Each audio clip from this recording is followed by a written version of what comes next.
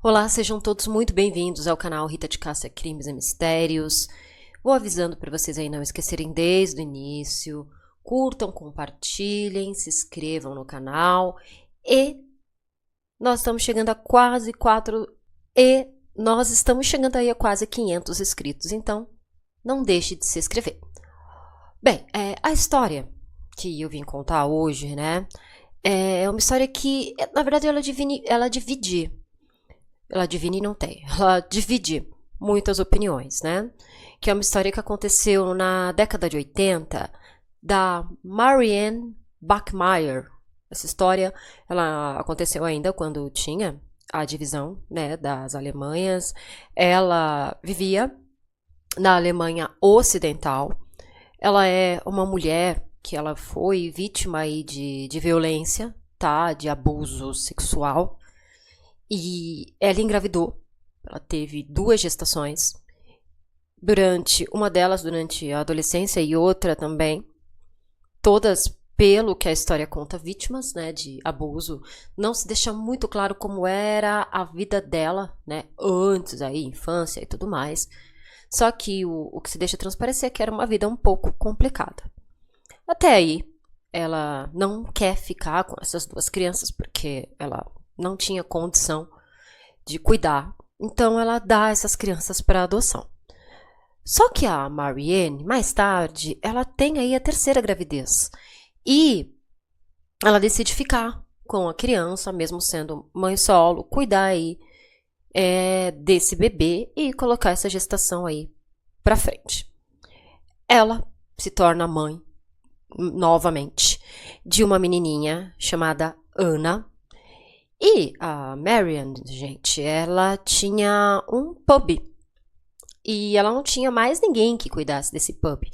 Então, o que ela fazia? Ela levava a Anna sempre para esse pub com ela, né? Algumas amigas relatavam que ela não era lá tão boa mãe, porque ela confundia muitas coisas, assim. Por exemplo, eu prefiro me divertir aqui no pub, né, do que dar 100% de atenção para minha filha. Tratava a criança como se fosse uma pequena adulta. Só que a gente tem que colocar muito em pauta também que os alemães em si, né, eles são mais frios, é uma outra cultura, também anos 80, enfim. E ela acaba tendo, às vezes, conflitos com essa criança, que na época tinha 7 anos de idade. Até que, um belo dia, as duas meio que se desentendem, lembrando que a Marianne também era muito nova, né? E, de birra, a Anna cabula a aula. Vocês pensam, uma criança de 7 anos cabulando aula. Só que o que a Anna não imaginava seria ali os últimos momentos de vida dela. Por quê, gente? A Anna e a Marianne, elas tinham um vizinho chamado Klaus. E tinham contato de bom dia e boa tarde. Aquele contato que a gente tem com o vizinho pela vida corrida mesmo. E este vizinho, esse homem, ele queria bancar, assim, do bom cidadão, sabe? O bom cidadão, o povo respeitado, o senhor respeitado. Ele tinha uma noiva, só que o passado dele estava longe de ser um passado, né, de um cidadão exemplo. Por quê?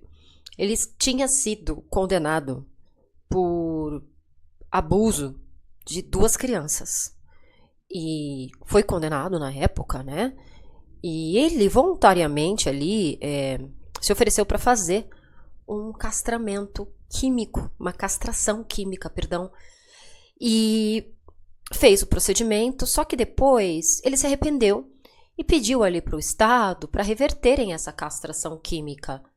E o Estado cedeu isso, mesmo ele sendo um violentador aí, vamos falar, né? Um abusador. E o Estado cedeu essa ordem que ele poderia fazer. Ele começou a fazer um tratamento hormonal e teve ali, né, tudo recuperado. O que acontece? Ele convence a criança, né, a Anna, aliás, a entrar na casa dele. E ele fica dias, horas com a Anne ali. E amarra, tortura, violenta. dá cabo da criança, né? Desvive a criança, vamos falar assim. Eu sei que esse verbo não existe, mas a gente não pode falar outra palavra aqui no YouTube. Até aí, ele enterra o corpo dessa criança num lugar um pouco ermo ali da Alemanha. A Marianne fica atrás da filha, lógico. A única pista que tinha é que a filha teria ido para a escola, ficado na escola, mas a menininha não foi para a escola naquele dia. Mas lembram que eu falei para vocês que esse Klaus tinha uma noiva? Essa noiva descobre tudo e ela faz o mais óbvio e o mais correto.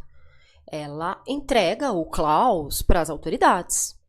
E aí se começa, né, uma comoção ali na Alemanha com o que foi feito com essa garotinha. E o povo, de uma certa forma, achou muito estranho porque a Marianne, ela fica muito quieta. Ela mesma, depois da entrevista, fala que era para respeitar a memória da filha dela e tudo mais.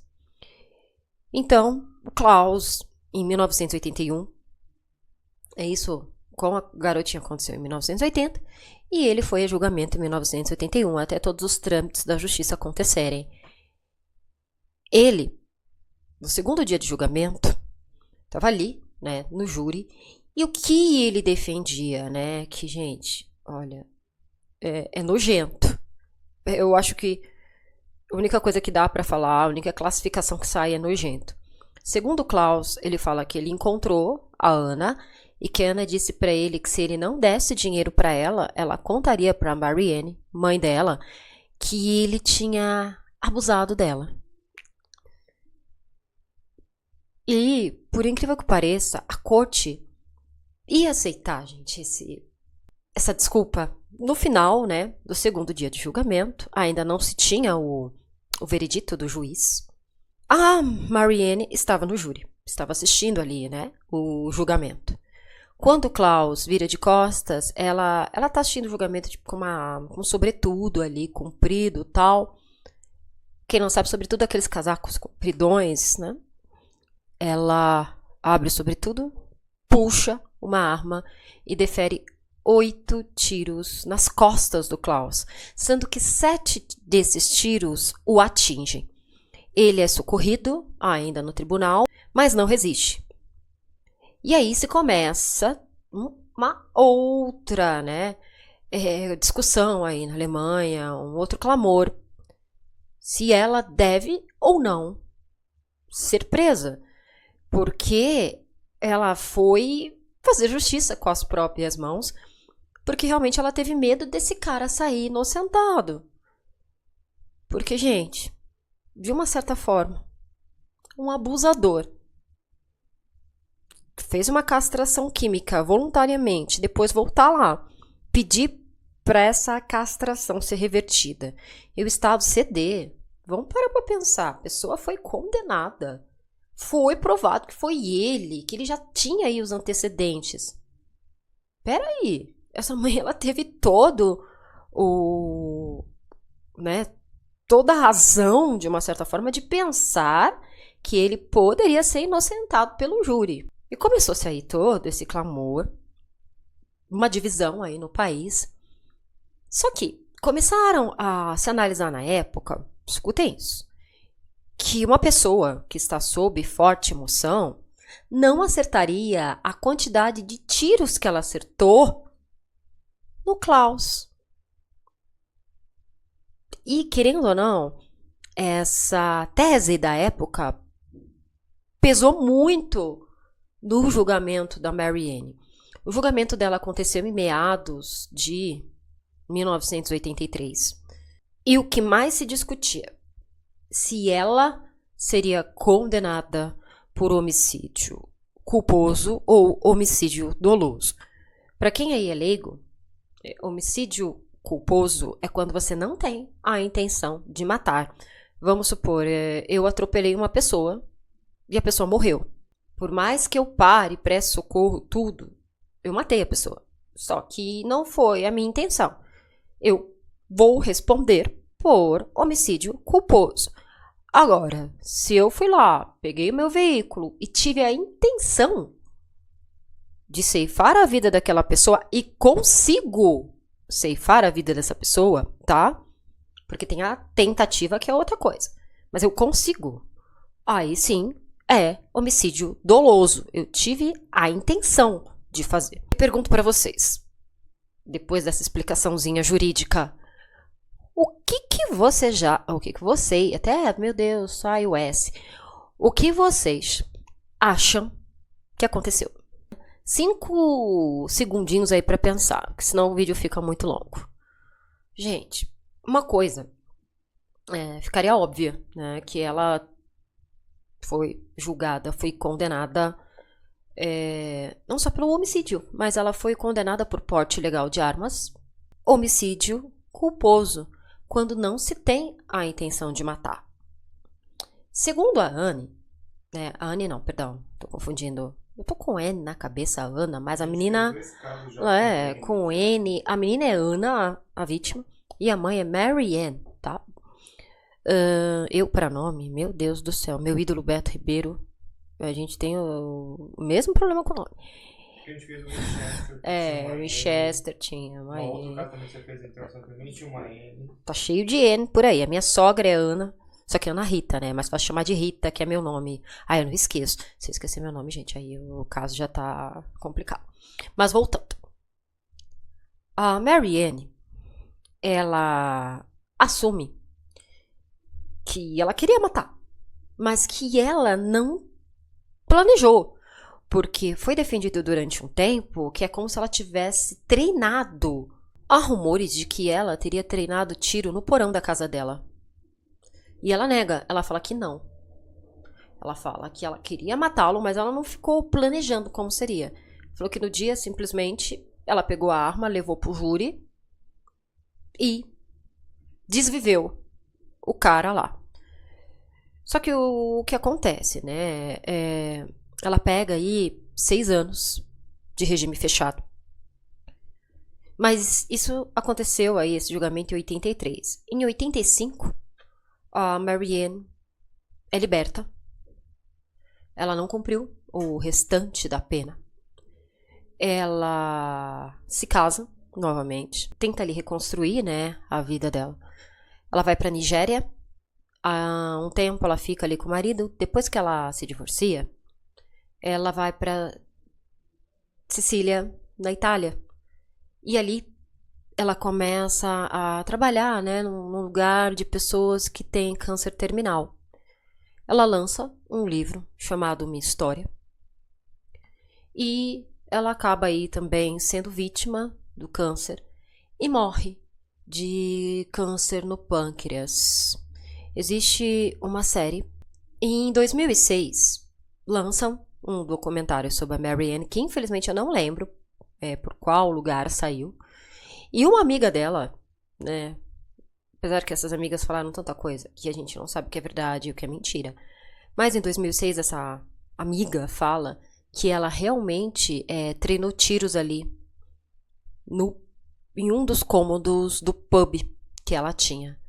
Se é verdade ou não, a gente não sabe. Olha, gente, é uma história bem chocante e bem delicada. E que, mesmo sendo uma história que aconteceu na década de 80, ela é atual. Porque a gente fala assim, né, que o fechar do caixão para a família é quando você vê a pessoa que fez o mal contra uma pessoa que você ama. Não importa o mal que seja, mas o mal que leva à vida, porque a vida a pessoa não vai ter de volta. De todos é o pior. A gente fala que é o fechar do caixão, mas em muitos casos, gente, essa pessoa, ela fica na cadeia. Cadeia é horrível, sabemos. Mas ela fica, sei lá, menos do que a pena foi colocada ali. Ou às vezes essa pessoa pega uma pena, gente, ridícula. Vocês já viram a pena de estelionatário no Brasil? Como é ridícula. A pessoa vai, destrói tudo que uma outra pessoa tem. De repente a vítima até dá cabo da própria vida, de tão perdida que fica. E pega uma pena ridícula. A gente deve pensar antes de ter aí uma opinião formada sobre isso. Mas Eu não vou falar que essa mãe tá errada, porque é muito horrível você ter uma pessoa que você ama tirada de você de uma forma brutal, inclusive um filho, né? Pior ainda, um filho desrespeitando as ordens naturais aí das coisas. Quando o filho adoece, morre, já é uma dor horrorosa. Imaginem tirado da mãe do jeito que foi, né? E por um homem que já era um criminoso. E que o Estado, tá, castração química, tudo bem, queridinho. Você estava dodói, mas agora você tá 100%, então você vai voltar a ser um homem com todos os seus desejos. Gente. E aí? E ele, com certeza, iria voltar a fazer. Apesar que a gente tem que parar pra pensar também que violência sexual não é só o ato em si, né? O ato sexual em si. Tem outros jeitos também. Mas, sei lá, meu povo, o cara tão horroroso que quis reverter aí essa castração justamente pra fazer o mal de novo. Eu não vou falar que a Marianne foi errada. Não vou dizer que ela foi errada. E é muito fácil, depois que aconteceu tudo, você dizer que ela não era uma boa mãe. Quem tá de longe não sabe o que é, de repente, criar um filho sozinha. Se tem um olhar preconceituoso da sociedade, inclusive da sociedade da década de 80, que você, quando tinha um filho, só era validada se você tivesse um homem com você. Então, são várias questões aí que a gente tem que levantar pra não julgar esse caso precocemente aí, né? E eu quero saber de vocês o que vocês pensam desse caso. De repente, se vocês já assistiram um documentário, porque eu não sei onde esse documentário está, se vocês sabem aí, coloca aqui nos comentários pra mim. Coloca também os casos que vocês querem que eu faça. Todo dia, gente, a gente tá colocando vídeo no canal. A rainha do ébano tá dormindo, falou que não vai trabalhar hoje. Deve estar lá no troninho dela, que o pai dela faz, de travesseiros e cobertas. Depois fala que não mimou o gato. Mas mimou. Então se inscreve, curte, compartilha com quem gosta desse tipo de conteúdo. Não esqueçam que a gente está chegando a quase 500 inscritos. Então, segundo aí os casos mais variados, tem os shorts durante a semana e na quinta-feira os casos criminais. Deixa aí seu like, seu comentário, que a gente vai ficar bem feliz em ver e em responder. Um abraço para vocês, um beijo e até a próxima.